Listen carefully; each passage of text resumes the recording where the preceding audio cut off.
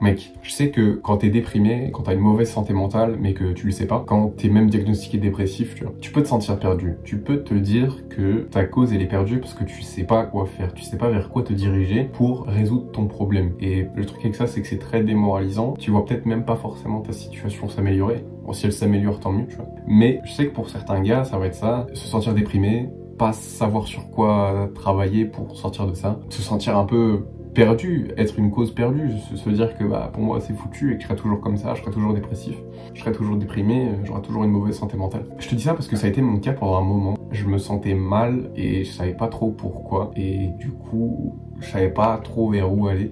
Je me perdais dans des activités comme les jeux vidéo, scroller sur les réseaux sociaux, la malbouffe, etc. Je trouvais du réconfort dans plein de choses, mais le truc c'est que c'est des activités, j'en ai déjà parlé, qui viennent empirer ta situation. Aujourd'hui, je suis là pour t'expliquer que la déprime, la mauvaise santé mentale, la dépression, c'est multifactoriel, c'est multifacette, c'est rarement une seule cause qui fait que t'es déprimé, que t'es diagnostiqué dépressif et que t'as une mauvaise santé mentale. C'est rarement dû à une seule chose, c'est souvent multifactoriel. Aujourd'hui, je vais t'en présenter 5, ça sera pas tous, mais je vais quand même t'en présenter 5 et je vais aussi te donner des solutions pour résoudre ces 5 facteurs de la dépression et d'une mauvaise santé mentale à travers 2 choses. Mais déjà, ce que je veux que tu comprennes, c'est que, enfin je l'ai déjà dit, mais c'est multifactoriel. Il y a 5 facteurs que je vais te présenter, je les ai pas en tête, mais je vais te les dire. Facteurs biologiques, psychologiques, sociaux, environnementaux et un peu facteurs culturels et sociétals. Aujourd'hui, on va s'attaquer à ça. Première chose, dans les facteurs biologiques, je vais pas tous te les citer, mais je vais t'en citer un, c'est t'as un problème avec la dopamine, la sérotonine et la noradrénaline. Ce sont des neurotransmetteurs. Et on sait que c'est des neurotransmetteurs qui jouent énormément dans ton système de récompense, dans ton système de motivation et d'humeur en général. Tu vois, si tu te sens heureux, c'est que tu as des bons niveaux de neurotransmetteurs, tu vois. Et on sait que, par exemple, la dépression, les gens déprimés, tu vois, même quand tu as juste une mauvaise santé mentale en général, il peut y avoir un problème avec ça. Si tu te sens déprimé, que tu n'as aucune motivation, que tu as perdu le goût de la vie, tu vois, c'est probablement que tu as des problèmes avec tes neurotransmetteurs. Okay, donc ça, c'est un premier facteur, c'est une première raison. Il y a aussi des problèmes de neuroplasticité, mais je vais pas m'y attaquer. C'est pas mon domaine. Les facteurs psychologiques, il y en a plusieurs. Déjà, le stress et l'anxiété. On sait que les personnes déprimées, les personnes dépressives qui ont une mauvaise santé mentale, déjà, première chose, elles peuvent être fortement stressées et anxieuses.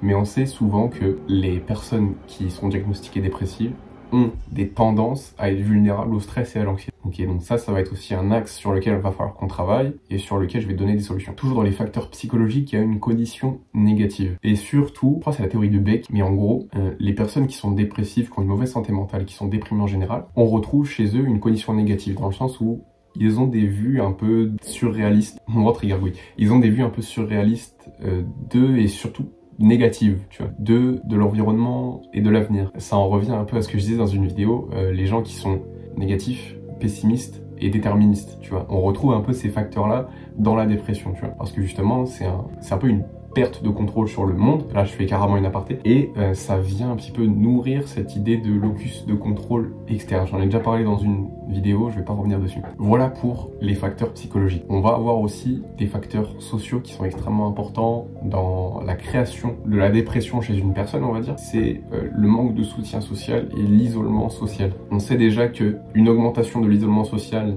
est directement corrélé avec des risques de dépression et l'isolement social peut exacerber les symptômes dépressifs. D'ailleurs, tout ce que je dis, ça sort pas de mon cul, hein, ça sort pas de mon cul, je mettrai en description toutes les études que je suis allé voir et tout ce que j'ai utilisé pour me documenter en description si jamais ça t'intéresse. Si jamais, pour les facteurs sociaux, je vais pas en rajouter. On sait qu'on a aussi des facteurs de conditions de vie environnementaux, tu vois, et notamment ton statut socio-économique.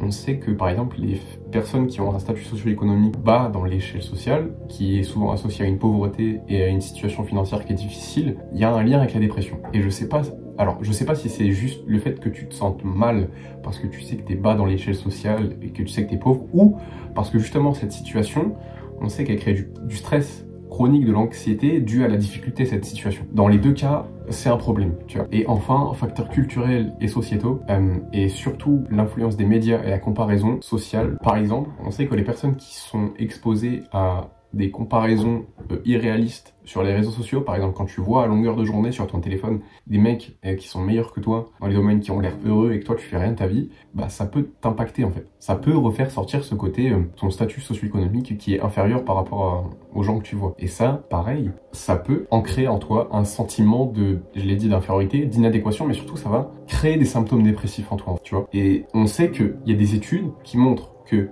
l'exposition à des comparaisons surréalistes, ça peut entraîner et ça peut exacerber les symptômes dépressifs. Donc, on sait que ça aussi c'est un problème. Voilà. Maintenant que tu connais les symptômes dépressifs, de mauvaise santé mentale, de déprime, que je t'ai présenté grosso modo, c'est ceux sur lesquels on va pouvoir agir à travers deux choses. Et tu vas me dire, mais t'as fait une intro gigantesque, t'as parlé de 5 symptômes différents pour me parler que de 2 choses. Bah ouais, logique. Oui, c'est la musculation et le développement personnel, encore. Et oui, me revoilà assez vite parce que, si tu veux, dans ces 5 symptômes, la musculation et le développement personnel attaquent chacun d'eux, enfin pas les 5 à chaque fois, mais plusieurs. Par exemple, la musculation, on sait que ça va venir réduire le stress et l'anxiété et tu vas avoir une meilleure humeur. J'en ai parlé tout à l'heure, mais ça a un lien avec les neurotransmetteurs, tu vois. Dopamine, noradrénaline et sérotonine. Musculation, amélioration de l'image de soi. Et tout à l'heure, on parlait des facteurs psychologiques et de la cognition négative. Et ça, c'est une solution. Développement personnel, pareil. Tu commences à faire des progrès dans la vie, tu commences à avoir de meilleures compétences sociales, tu as une meilleure image de toi parce que tu fais des progrès. On parlait de l'isolement social aussi.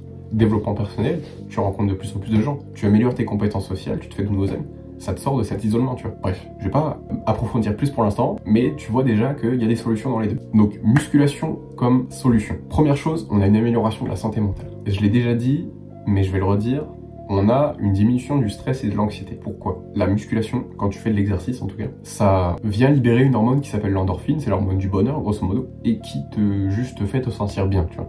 Et quand tu répètes ça dans la semaine, tu vois, quand tu fais plusieurs entraînements, et tu sais mec, je te dis même pas de faire de la musculation, de t'inscrire à la salle de sport. Désolé, je fais un peu une parenthèse, mais ça peut être n'importe quoi. Hein. Tu peux faire, par exemple, même pas nécessairement de la musculation, tu peux faire du street workout si tu préfères. Tu peux faire de la musculation au poids du corps, tu peux faire de la gymnastique, ça te fait kiffer, tu peux faire de la course à pied, mec. L'important c'est d'avoir une dépense, tu vois, et de faire des progrès dans un sport. Et du coup, cette hormone du bonheur, cette endorphine, elle aide à réduire le stress et l'anxiété. Donc, ça va réduire sur le long terme, même sur le moyen terme en fait, tes symptômes dépressifs. En deuxième lieu, on va voir l'amélioration de l'humeur, toujours dans la santé mentale. J'en ai parlé, mais les neurotransmetteurs, ça joue énormément dans ton humeur, ta motivation et ton système de récompense. Et quand tu t'entraînes régulièrement, si tu veux, tu as tes niveaux du coup de neurotransmetteurs qui vont venir se réguler et tu vas avoir une amélioration de ton humeur, de ta motivation, etc. Et pareil, réduction des symptômes dépressifs. Deuxième aspect de la musculation qui vient attaquer tous les facteurs qu'on a vus qui font que tu as une mauvaise santé mentale, que tu es dépressif, que tu es déprimé, c'est l'amélioration de la confiance en soi. Déjà, première chose, c'est que, et ça je vais te le dire un peu d'un point de vue personnel, mais quand tu atteins ton objectif de musculation, de fitness sportif, tu te rends compte déjà que tu as la capacité de faire des choses, que tu as la capacité d'avancer vers un objectif que tu t'es fixé, et tu as la capacité d'atteindre une vision que tu avais dans ta tête.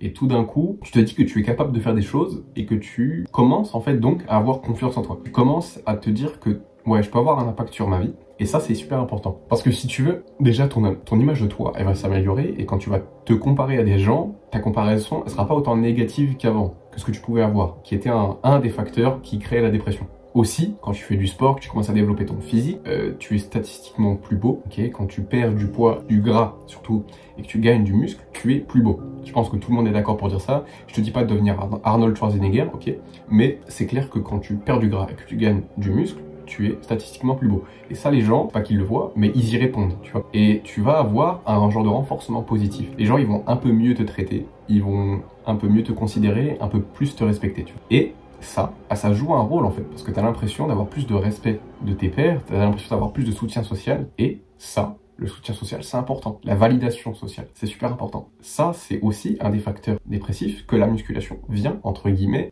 améliorer. Tu viens pallier à ce problème-là, d'isolement et de validation sociale. J'en ai parlé aussi, mais toujours dans l'augmentation, l'amélioration de la confiance en soi, tu as une meilleure image corporelle de toi. Et ça aussi, c'est important. Comment est-ce que tu te parles de ton dialogue intérieur? Ta cognition négative que tu pouvais avoir avant, elle est en partie amélioré grâce à la musculation parce que tu te vois d'une meilleure manière. Tu as une image corporelle de toi beaucoup plus positive. Tu te vois comme un mec athlétique, tu te vois comme un mec musclé, comme un mec qui fait du sport, comme un mec en bonne santé et ça te fait du bien intérieurement. Ton dialogue intérieur est hyper important et en particulier quand tu as des symptômes dépressifs en fait. Parce que ça peut être à double tranchant, tu vois. Dernier point pour la musculation, on sait que les gens qui sont atteints de dépression peuvent se sentir un peu perdus, ils n'ont pas forcément de vision, tu vois. C'était mon cas, c'est le cas de personnes que j'ai fréquentées à l'époque, et en tout cas j'ai l'impression, et je pense qu'on peut retrouver ça dans la littérature scientifique, mais il y a un manque de direction, tu vois. Et juste le fait d'avoir une structure, et d'avoir des objectifs, c'est-à-dire que tu structures ta semaine, ta journée en fonction de ton objectif. Alors ça va peut-être pas faire disparaître tous tes symptômes dépressifs,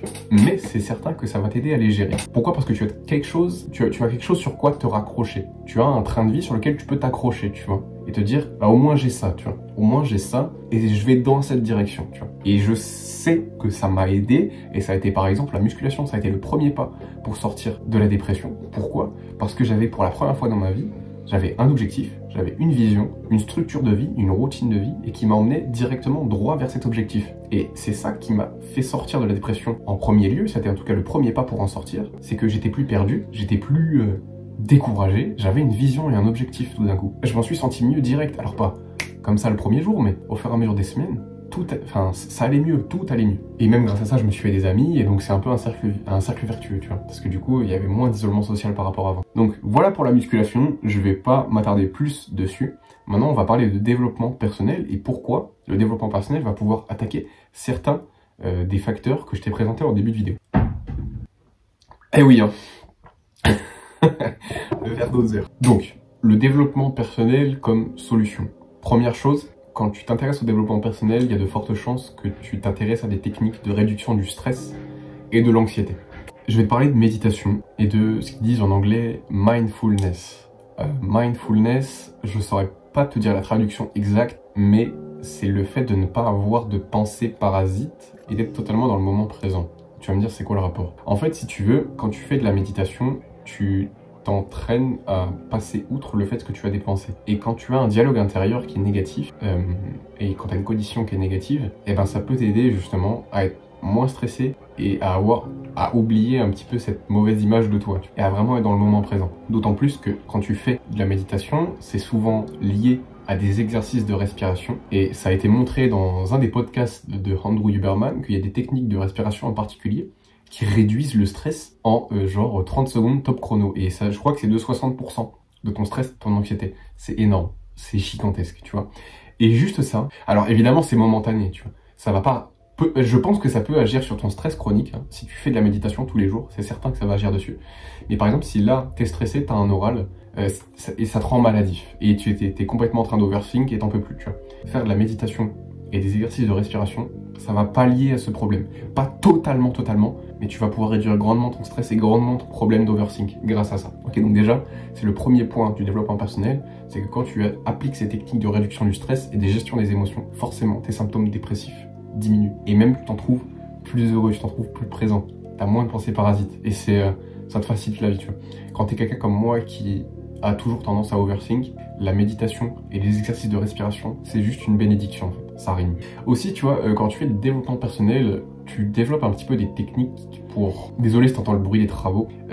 Tu développes un peu des techniques pour éclaircir les choses, dans le sens où tu as un problème, ce que tu fais c'est que tu le mets sur papier, tu vois, et tu t'écris plein de solutions pour le résoudre, et juste en fait le fait de mettre les choses sur papier, qui est une des pratiques du développement personnel, tu vois, de mettre ses pensées sur papier et tenir un journal, bah ça t'aide aussi à réduire le stress, mec, parce que tu vois, mettons que tu as un examen dans un mois et que tu as des révisions à faire. Tant que t'as pas mis sur papier tout ce que tu as à faire, tu peux carrément grossir le truc, tu vois, et t'imaginer que tu as une montagne de travail à faire. Et quand tu mets sur papier, tu te rends compte que oui, bon, tu as du travail à faire, mais c'est pas insurmontable. Et ça t'aide à réduire ton stress. Voilà pour technique de gestion du stress et de l'anxiété. Mec, c'est tellement efficace.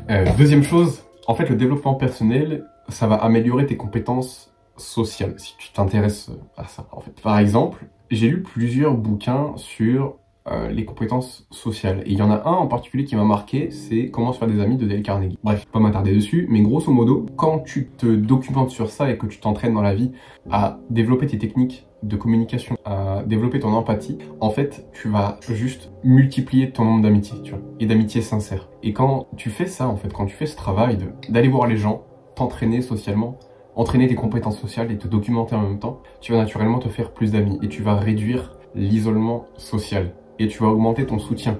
Enfin, le soutien que tu as des autres. Et ça, pareil, réduction des symptômes dépressifs. Et tu viens, grâce au développement personnel, juste au fait que tu améliores tes compétences sociales, au fait que tu te documentes dans ces choses-là et que tu prends un peu le truc comme un jeu, tu fais des progrès et tu viens améliorer ta situation sociale, tu vois. Tu viens réduire tes symptômes dépressifs qui étaient liés aux facteurs d'isolement social dans la dépression, dans la déprime et dans la mauvaise santé mentale. Pas mal. Troisième point, attitude positive, pensée positive et résilience en quelque sorte. Ce que je veux dire par là, c'est que quand j'ai commencé à faire du développement personnel, bah tiens, il y a un truc que je faisais et que je fais toujours d'ailleurs tous les matins, c'est que j'écris des choses pour lesquelles je suis reconnaissant et je fais des affirmations positives, tu vois. J'écris sur mon petit papier, tu vois. Et j'en ai déjà parlé dans une vidéo, mais juste ça, le fait d'écrire sur papier ce que tu ressens et des affirmations positives et des choses pour lesquelles tu es reconnaissant, tu te mets à penser de manière différente et tu penses beaucoup plus positif et tu vois les choses de manière beaucoup plus optimiste. Et ça, quand tu changes ton dialogue interne, quand tu changes la manière dont tu vois les choses et quand tu passes d'un point de vue toujours négatif et pessimiste, déterministe, à un truc plutôt positif et optimiste, ben forcément, toute la manière dont tu penses et dont tu vois les choses qui changent. Et comme tu vois tout de manière positive, ça va entre guillemets, contrer tous les schémas négatifs que tu avais avant et réduire les symptômes dépressifs. Réduire ta sensation de dépression, de désespoir, du fait que tu sois perdu et du fait que tu penses que tu es une cause perdue aussi. Et c'est en ça que c'est super important. Et c'est vraiment... Non, ça, je sais que pour certains, ça peut paraître un peu lavage de cerveau et tout. Mais ça fonctionne super bien. Et je vois pas pourquoi on n'appliquerait pas ce genre de choses sous prétexte que c'est du lavage de cerveau si ça nous est utile.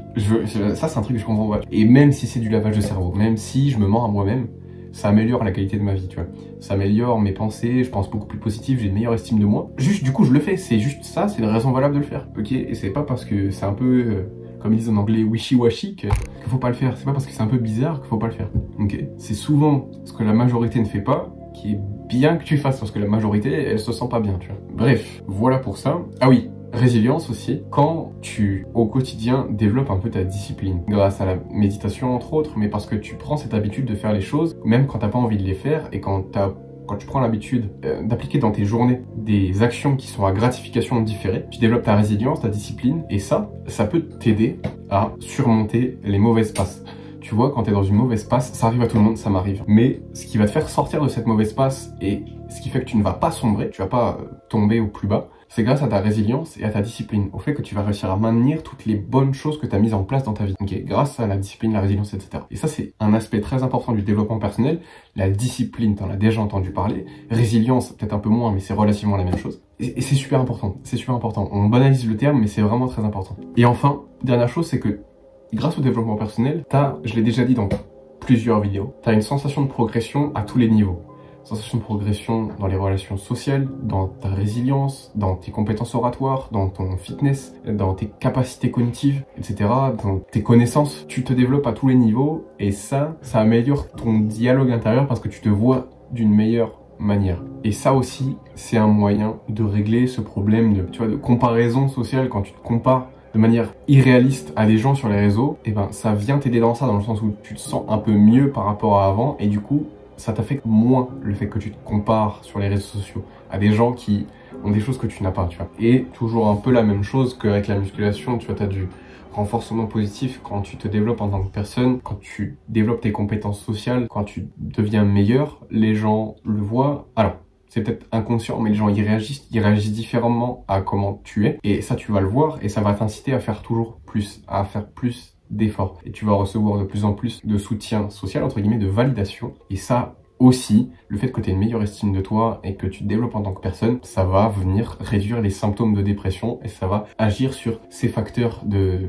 la dépression qui sont l'isolement social et le fait que tu te compares beaucoup trop sur les réseaux sociaux par exemple. Voilà. Pareil pour le développement personnel. Je sais que c'est un terme un peu flou. C'est juste le fait de vouloir s'améliorer dans tous les domaines de la vie. Pas en même temps nécessairement, mais vouloir devenir meilleur un petit peu chaque jour et faire des actions chaque jour qui vont dans cette direction, tu vois. Par exemple, tous les jours, je fais de la méditation parce que j'ai envie d'arrêter ce problème d'overthink et d'être plus présent. Et il y a eu des améliorations avec ça, donc c'est super et je compte continuer. Pareil pour les affirmations positives, pareil pour la gratitude, pareil, je pars courir tous les jours, je vais à la musculation, je lis des livres tous les jours, tu vois, mais parce que j'ai envie de m'améliorer sur plein de domaines, tu vois. Et c'est ça le développement personnel, c'est avoir conscience que dans la vie, on peut pas juste se contenter d'une vie médiocre, et il faut savoir s'améliorer dans les domaines qui sont importants. Et c'est ça le développement personnel, et ça sert à ça. Si tu as des problèmes de santé mentale, si tu te sens déprimé, que tu sais pas où aller, que tu sais pas quoi faire, sur des problèmes de dépression, et que tu relates à ce que j'ai dit, et que tu as pu un petit peu t'identifier dans ce que j'ai dit, sache que dans la description, il y a un lien vers un site qui s'appelle Calendly.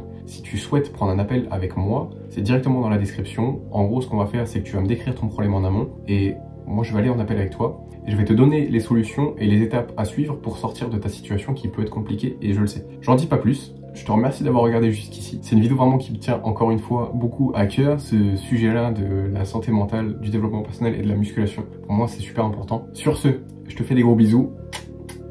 Peace, love, love, love, mon gars, on est ensemble, lâche rien. Cet été, on va le faire. N'oublie pas que le meilleur moment pour faire les choses, c'est maintenant. Et je te dis à très vite pour une prochaine.